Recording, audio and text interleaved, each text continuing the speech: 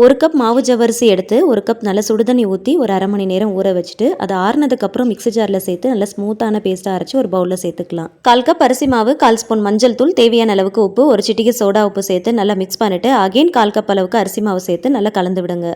மாவு நல்லா மிக்ஸ் பண்ணிட்டு மூடி போட்டு ஒரு 15 நிமிஷம் அப்படியே வச்சுட்டா மாவு நல்லா இறுகி வரும். மிக்ஸி ஜாரில் 1/4 மூடி தேங்காய், ஒரு ஏலக்காய், ஸ்வீட்னஸ்க்கு ஏற்ற போல நாட்டு சக்கரை, 1/4 ஸ்பூன் நெய் சேர்த்து மிக்ஸ் பண்ணிங்கன்னா பூரணம் ready.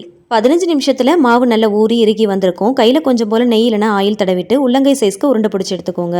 Parchment paper, polythene cover, வாழை இலை ஏதாவது ஒன்று எடுத்துக்கோங்க. கொஞ்சம் போல நெய் இல்லைனா ஆயில் தடவிட்டு ஒவ்வொரு உருண்டைகளாக எடுத்து வச்சு நல்லா தட்டிக்கோங்க. மீடியம் ஷேப்பில் தட்டிட்டு ரெடி பண்ணி வச்சிருக்கிற பூரணத்தில் 2 டேபிள் ஸ்பூன் அளவுக்கு சென்டரில் வச்சு ஸ்டஃப் பண்ணிக்கோங்க. அப்படியே ஃபோல்டு பண்ணிங்கன்னா அழகாக சீல் ஆயிரும். கார்னரை நல்லா ப்ரெஸ் பண்ணி சீல் பண்ணிக்கோங்க. அப்போ தான் கொழுக்கட்டை வேகும் போது உள்ளே இருக்கிற பூரணம் வெளியில் வராமல் இருக்கும். இட்லி பாத்திரத்தில் வச்சு கரெக்டாக ஒரு 20 நிமிஷம் வேக வச்சிங்கன்னா நல்ல சாஃப்டான பூரண கொழுக்கட்டை ரெடி. செம்ம சாஃப்டாக ஸ்பாஞ்சியாக இருக்கும். கண்டிப்பா ட்ரை பண்ணுங்க. ரீல்ஸ் மறக்காம சேவ் அண்ட் ஷேர் பண்ணுங்க. பேஜ் மறக்காம ஃபாலோ பண்ணுங்க. தேங்க்ஸ் ஃபார் வாட்சிங்.